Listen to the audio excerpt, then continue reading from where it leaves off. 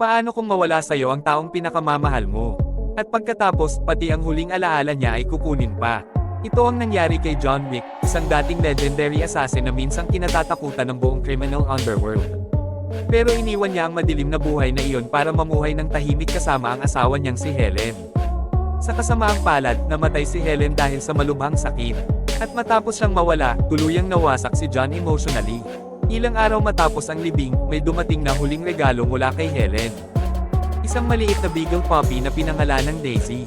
Kasama nito ang sulat na nagsasabing gusto niyang may makasama si John para hindi ito lumunin ng lungkot. Unti-unting naging malapit si John kay Daisy. At kahit papaano, nagkaroon ulit siya ng dahilan para bumangon araw-araw.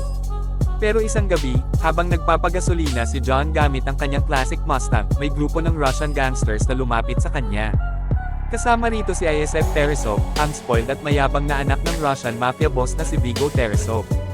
Nagustuhan ni ISF ang Mustang at gusto niya itong bilhin. Pero tumanggi si John. At dahil doon, pinasok ni ISF at ng kanyang mga tauhan ang bahay ni John kinagabihan. Brutal nilang binugbog si John. Ninakaw ang sasakyan. At pinatay si Daisy, ang huling regalo ng asawa niya. Kinabukasan, nang malaman ni Viggo ang ginawa ng anak niya, agad siyang natakot. Dahil kilala niya kung sino talaga si John Wick. Hindi ito ordinaryong assassin. Isa siyang alamat, tinatawag siyang Baba-Yaga. Hindi siya ang boogeyman. Siya ang ipinapadala para patayin ang boogeyman. At ngayong bumalik si John Wick, alam ni Viggo na magsisimula na ang bangungot. Tahimik na bumalik si John sa basement ng bahay niya. Binuksan niya ang nakatagong armasan sa ilalim ng sahig. Mga baril, bala, gold coins, mga kutsilyo, at sa bawat armas na inilalabas niya, unti-unting bumabalik ang dating John Wick, ang mamamatay tao na minsang kinatakutan ng buong underworld. Para protektahan ang anak niya, naglabas si Viggo ng bounty na $2 milyong para kay John Wick. Lahat ng assassin sa New York gustong makahuli sa kanya, pero hindi nila alam, sila ang tunay na magiging biktima. Nagpadala agad si Viggo ng grupo ng killer sa bahay ni John. Pero pagpasok pa lang nila, isa-isa silang pinatay ni John ng parang walang kahirap-hirap. Mabilis, eksakto, walang sayang na galaw, parang makina ng kamatayan. At dito napatunayang totoo lahat ng kwento tungkol sa kanya. Pagkatapos ng laban, pumunta si John sa Continental Hotel, isang lihim na hotel para sa mga assassin. May isang importanteng rule sa lugar na iyon. Bawal pumatay sa loob ng hotel. No business allowed. Doon siya sinalubong ni Winston, ang manager ng Continental. Halatang malaki ang respeto nito kay John. At halos lahat ng nakakakita sa kanya ay iisa ang reaksyon. Takot, dahil hindi nila inakalang babalik pa ang alamat. Kalaunan, natunton ni John ang illegal money operation ni Viggo sa isang simbahan na front pala ng Russian Mafia. At dito nagsimula ang isa sa pinaka-astig na action scenes ng movie. Mag-isa niyang sinalakay ang buong lugar. Sunod-sunod ang putukan. Sunod-sunod din ang pagbagsak ng mga tauhan ni Viggo. Bawat galaw ni John parang planado. Hindi ito mukhang simpleng bar-ilan. Parang execution. Bagamat nakatakas si Viggo, nasira ni John ang malaking bahagi ng criminal empire nito. At habang tumatagal, mas lalo lang lumalala ang takot ni Viggo.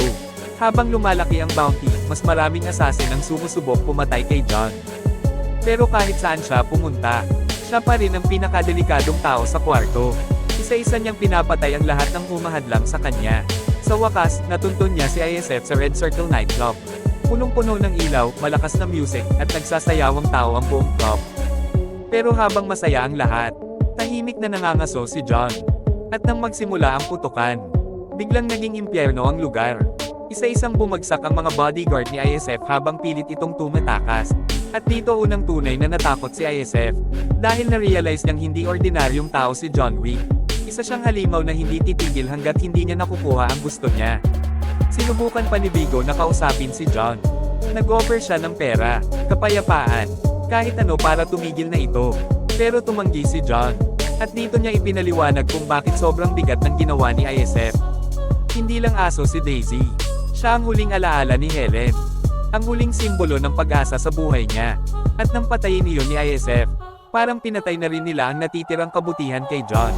Kalaunan, natunton ni John si ISF sa isang hideout. Habang nagsasalita pa ito, bigla na lang siyang binaril ni John sa ulo.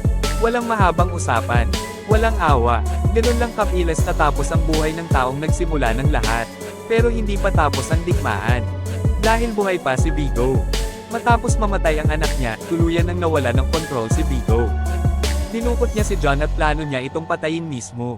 Pero kahit sugatan at nakaposos, nakatakas pa rin si John Wick. At muli niyang pinatay ang mga tauhan ni Vigo isa-isa. Samantala, pinarusahan ng Continental si MS Perkins dahil nilabag niya ang rules ng hotel nang tangkain niyang patayin si John sa loob mismo ng Continental. Sa mundo ng mga assassin, may kapalit ang bawat paglabag. At ang kabayaran niya ay kamatayan. Sa huli, nagharap sina John at Vigo sa isang maulan na pantalan. Ito na ang final battle.